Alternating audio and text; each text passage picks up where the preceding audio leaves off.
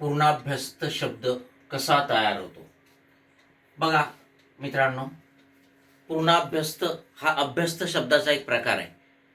आधी आपल्याला अभ्यस्त शब्द म्हणजे काय बघावं लागेल.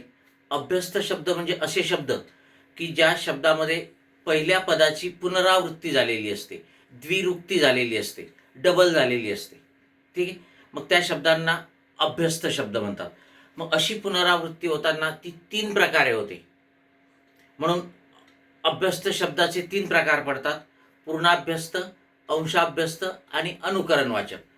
तर त्याच्यामधील पूर्णाभ्यस्त हे जे शब्द असतात, इथे शब्दाची पुनरावृत्ती तर झालेलीच असते, पण पुनरावृत्ती होताना पहिला शब्द जो आहे तोच पुन्हा आलेला असतो.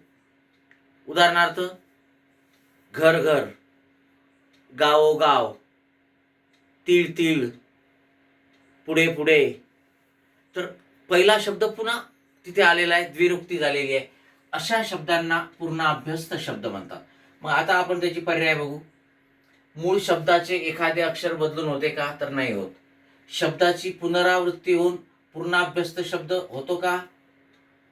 ठीक आहे. तर पुनरावृत्ती होऊन वेगवेगळ्या प्रकारे शब्द होतात, म्हणून हे उत्तर येणार नाही, हे लक्षात घ्या. एकाच शब्दाची पुनरावृत्ती होऊन हे मात्र आपलं उत्तर असेल. मूळ शब्दाच्या पुढे प्रत्यय लागून हे पण आपलं उत्तर नसेल. तर एकाच शब्दाची पुनरावृत्ती होऊन, ठीक, जेव्हा द्विरुक्ती होते, पुनरावृत्ती होते एकाच शब्दाची, तेव्हा जो अभ्यस्त शब्द तयार होतो त्याला पूर्णाभ्यस्त शब्द म्हणणार आपण. लक्षात आलंय का? प्रत्ययाची पुनरावृत्ती होऊन नाही, एकाच शब्दाची पुनरावृत्ती होऊन, हे महत्वाचं आहे. आणि म्हणून आपलं उत्तर असेल 3 नंबरचा पर्याय. Okay, yes.